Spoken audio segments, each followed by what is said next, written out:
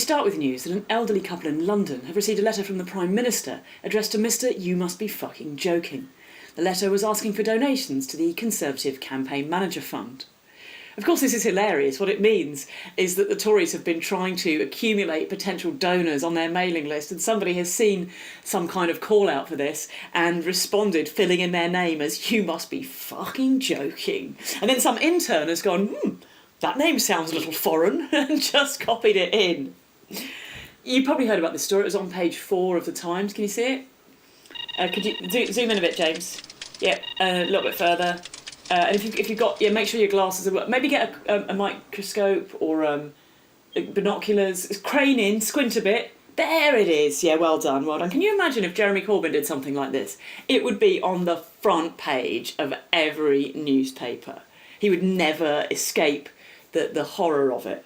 But to put it into context, they've printed this story a quarter the size of a story on the facing page about how a village in the West Midlands has been battling to retain the name Bell End.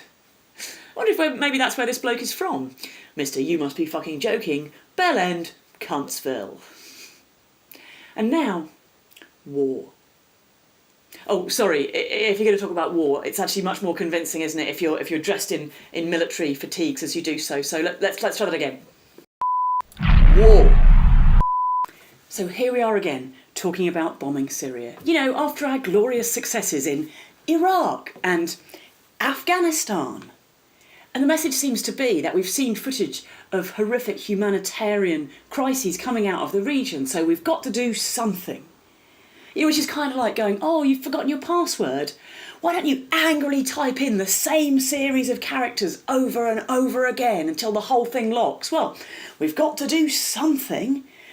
If we've got to do something, then why do the one thing that has been proven over and over again to actually make matters worse? You know, like, there are other things we could do, like we could continue to work towards a diplomatic solution, perhaps involving more punitive sanctions, involving discussions with other people and other players in the region and around the world, going back to the United Nations. What we could also do, and we really should do, is start looking after refugees who have left the region, you know, rather than, for example, leaving children who've escaped a war zone to live in a makeshift campsite in Calais when we could look after them much more safely in this country. Just for example, yeah, you know, it's 2018.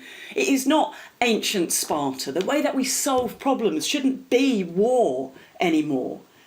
You know, the truth is, I know why we're doing this. It's not because it's what Parliament want, because Parliament won't even get a vote on this. It's not what people in Britain want, because they won't get a say in this, whether there will be no vote, and if people go out on protest, they won't get listened to.